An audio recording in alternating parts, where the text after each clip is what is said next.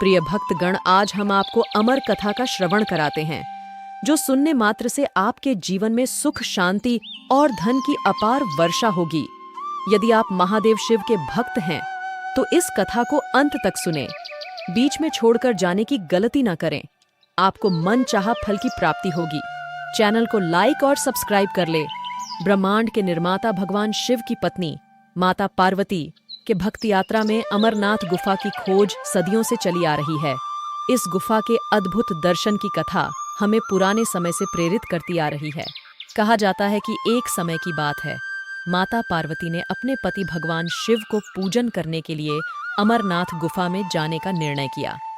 इस पूजा के दौरान भगवान शिव ने अपने साथ चंद्रमा को भी लिया, जिससे गुफा में जल और बर्फ की सृष्टि हो गई। इसी घटना के कारण इस गुफा को अमरनाथ कहा जाता है। इस अमरनाथ गुफा की पूजा को संपन्न करते समय माता पार्वती ने भगवान शिव से अपने अमरनाथ गुफा में साथी होने की इच्छा व्यक्त की। प्रसन्न होकर भगवान शिव ने उनकी इच्छा को स्वीकार किया और उन्हें अमरनाथ गुफा में अपने साथी के रूप में स्थान दिया। इस प्रकार माता पार्वती और भगवान शिव की प्रार्थना, तपस्या और प्रेम की अमर कथा हमें आत्मिक संवाद, अनुशासन और आध्यात्मिकता की महत्वपूर्णता को सिखाती है। इस अमरनाथ गुफा की कथा हमें साक्षात्कार, शांति और समाधान की अनुभूति के माध्यम से आध्यात्मिक उन्नति की ओर प्रेरित करती है। ये कथा हमें साक्षात्कार के महत्व को समझाती है और हमें दिखाती है कि प्रेम और समर्पण के माध्यम से हम अपने दिव्य साक्षात्कार को प्राप्त कर सकते हैं। कहानी की अगली कड़ी में माता पार्वती की अद्भुत उपस्थिति में इस स्थान को अद्वितीयता की ऊंचाइयों पर ले जाया। उनके ध्यान में इस गुफा का वातावरण पवित्र और शांतिपूर्ण बन गया। एक बार एक साधु ने इस गुफा में भगवान शिव की पूजा करने का निर्देश दिया।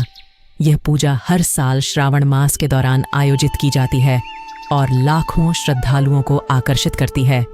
इस पवित्र यात्रा के दौरान लोग अपनी आराधना को समर्पित करते हैं और अपने मनोबल को स्थायी करने का प्रयास करते हैं। अमरनाथ गुफा की कथा हमें यह सिखाती है कि साधना, त्याग और आत्मविश्वास के माध्यम से हम किसी भी कठिनाई का सामना कर सकते हैं और आत्मा के अद्वितीय आनंद का अनुभव कर सकते हैं। माता पार्वती और भगवान शिव की उपस्थिति ने अमरनाथ गुफा को एक ध्यान केंद्र बनाया है, जो आत्मा की उत्थान और साधना की अनुभूति के लिए एक अद्वितीय स्थान है। इस कथा के माध्यम से हमें यह समझाया जाता है कि प्रेम और समर्पण के माध्यम से हम अपने अद्वितीय उद्देश्यों को प्राप्त कर सकते हैं और अपने जीवन को एक सार्थक और आनंदमय दिशा में ले सकते हैं। जैसा लोग हर साल श्रावण मास के दौरान अमरनाथ गुफा की यात्रा करते हैं, यह यात्रा एक अद्वितीय और पवित्र अनुभव है, जो आत्मा को शुद्धि और पुनर्जन्म का अनुभव कराता है। अमरनाथ गुफा के दर्शन करने का मान्यता से कहा जाता है कि वहां किसी भी व्यक्ति का अपनी मनोकामना पूरी होती है। इसलिए लोग अपने मनोकामनाओं को पूरा करने के लिए अमरनाथ गुफा की यात्रा करते हैं। इस यात्रा के दौरान श्रद्धालु भगवान शिव की पूजा अर्चना करते हैं और अपने मन की शुद्धि के लिए प्रार्थना करते हैं। यहाँ वे अपने दिव्य उद्देश्यों को प्राप्त करने के लिए मन, शरीर और आत्मा का पूरी तरह से समर्पण करते हैं। इस पवित्र यात्रा का अंत होने पर लोग धन्य होते हैं और भगवान शिव के आशीर्वाद का आभास महसूस करते हैं। यहाँ से लौटकर वे नए उत्साह, आत्मविश्वास और उत्तेजना से भरे होते हैं, जो उन्हें अपने जीवन के कठिन कार्यों को समाप्त करने की प्रेरणा प्रदान करते हैं।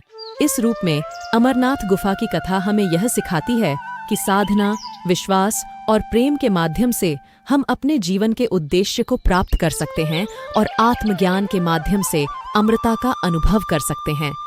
इस पवित्र यात्रा का आयोजन हर साल अनेक श्रद्धालुओं के द्वारा किया जाता है, जो उन्हें आत्मिक ऊर्जा, शांति और संतोष की प्राप्ति के लिए प्रेरित करती है। जब लोग अमरनाथ गुफा से लौटते हैं, तो उन्हें अपने जीवन में नई ऊर्जा और उत्साह का अनुभव होता है। यह यात्रा उन्हें आत्मिक संवाद, ध्यान और स्वाध्याय का मौका देती है। इस अनुभव से वे अपने जीवन के महत्वपूर्ण मामलों को और भी संजीवनी और सामर्थ्य से संभाल सकते हैं। अमरनाथ गुफा की कथा हमें यह सिखाती है कि प्रार्थना, त्याग और समर्पण के माध्यम से हम अपने जीवन में सभी कठिनाइयों का सामना कर सकते हैं और आत्मज्ञान के साथ आनंदपूर्ण जीवन जी सकते हैं। यह कथा हमें अपने ध्यान को स्थायी और निरंतर बनाए रखने की महत्वपूर्णता को समझाती है और हमें उच्चतम आत्मिक अनुभव की दिशा में प्रेरित करती है। इस पवित्र यात्रा के माध्यम से हम अपने आत्मा के अमृता का अनुभव करते हैं और अपने जीवन को एक सार्थक और आनंदमय दिशा में अग्रसर करते हैं। एक समय की बात है, एक गांव में एक रामू नाम का युवक रहता था। रामू बहुत ही आलसी और बेकार था। वह रोज अपने घर के पीछे के बाग में बैठकर समय बिताता और बातें बनाता रहता था। उसके माता पिता उसे अक्सर समझाते थे कि वह अपने जीवन को सकारात्मक दिशा में ले जाने के लिए कुछ करे, पर रामू कभी भी समय का सही उपयोग नहीं करता था। एक दिन एक विचार रामू के मन में आया। उसने सोचा, मुझे अपने जीवन को बदलने का एक मौका मिलना चाहिए।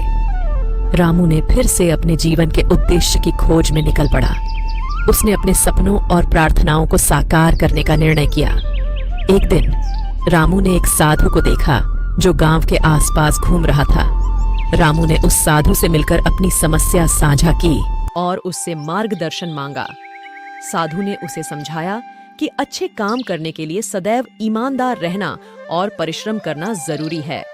रामू ने साधु के वचनों को मान लिया और उसने परिश्रम करना शुरू किया। उसने गांव के लोगों की सेवा करने और उनकी मदद करने का निर्णय किया। उसने गांव में एक स्कूल खोला और गरीब बच्चों को निःशुल्क शिक्षा प्रदान करने का कार्य किया। रामू के परिश्रम और समर्पण के कारण गांव की स्थिति में सुधार हुआ। लोगों का आत्मविश्वास बढ़ा और उनका जीवन उत्तम बना। रामू ने अपने जीवन में सफलता की प्राप्ति के लिए सही दिशा में कदम रखा और आत्मसमर्पण के माध्यम से अपने सपनों को साकार किया। इस कहानी से हमें यह सीखने को मिलता है कि जीवन में सफलता प्राप्त करने के लिए आत्मसमर्पण, परिश्रम और सही दिशा में कदम रखना आवश्यक होता है। जब हम समाज के लिए कुछ करते हैं तो हम खुद को भी एक उत्तम नागरिक बनाते हैं और समाज में परिवर्तन लाते हैं। रामू ने अपने जीवन का महादेव शिव की कृपा से नया रूप देखा और अपनी समाज सेवा में लगा दिया। उसने गांव के लिए साफ सफाई अभियान चलाया, पेड़ पौधों के निवास को सुधारा और जल संरक्षण के उपायों को प्रोत्साहित किया। उसने युवाओं के लिए रोजगार सृजन की योजनाएं बनाई और महिलाओं को आत्मनिर्भर बनाने का प्रयास किया।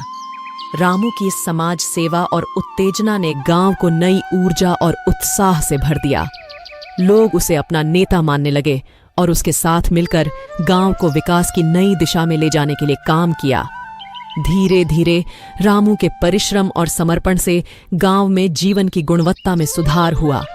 लोग अब अपने आप को स्वयं से उत्तम और सकारात्मक ढंग से संचालित कर रहे थे। एक दिन जब महादेव अपने भक्त पर कृपा करते हैं तो रामू को गांव के सरपंच का पद देने का निमंत्रण मिला। लोग उसके समाज सेवा में दिखाए गए योगदान को मानते थे और उन्हें उसकी नेतृत्व की आवश्यकता महसूस हो रही थी। रामू ने नेतृत्व का यह दायित्व स्वीकार किया और उसने गांव के विकास के लिए नई योजनाओं की शुरुआत की। उसने लोगों को संगठित किया और उन्हें एकजुट होने के लिए प्रेरित किया। उसने शिक्षा, स्वास्थ्य और जल संरक्षण के क्षेत्र में कई पहल की और गांव को एक उज्जवल भविष्य की दिशा में अग्रसर किया। इस रूप में रामू ने अपने जीवन को एक सफल और समाज सेवा के लिए समर्पित बनाया। उसने अपने सपनों को साकार किया और अपने परिश्रम और समर्पण के माध्यम से अपने सपनों को पूरा किया। रामू की कहानी हमें यह सिखाती है कि किसी भी सपने को पूरा करने के लिए निरंतर परिश्रम, समर्पण और सही दिशा में कदम रखने की आवश्यकता होती है। प्रिय भक्तों, यदि कहानी बोलते समय किसी प्रकार की त्रुटि हुई हो तो क्षमा करें। और यदि आप महादेव शिव के भक्त हैं तो चैनल को लाइक और सब्सक्राइब कर लें। कमेंट में लिखें हर हर महादेव।